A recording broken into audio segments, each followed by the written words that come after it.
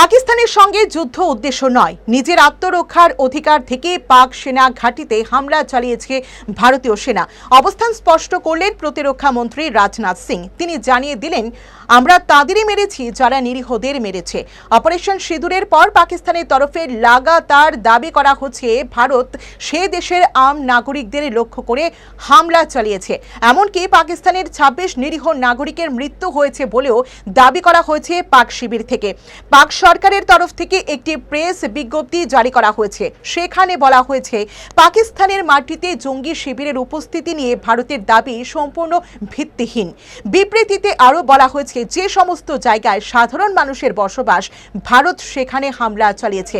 পাকিস্তান সঠিক সময়ে এর যোগ্য জবাব দেবে, এটা পাকিস্তানের অধিকার। বস্তুত পাক সরকার ভারতের জঙ্গি নিকেশকে যুদ্ধাপরাধের সঙ্গে তুলনা করছে। ये आप सबको जानकारी है कि कल रात हमारी भारतीय सेनाओं ने अपने अद्भुत शौर्य और पराक्रम का परिचय देते हुए एक नया इतिहास रच दिया है। साथियों, भारत की सेना ने सटीकता, सतर्कता और संवेदनशीलता के साथ कार्रवाई की है।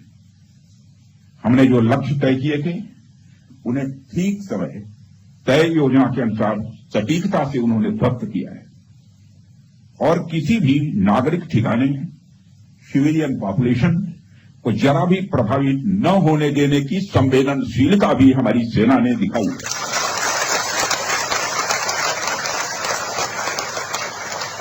यानी एक तरीके से देखा जाए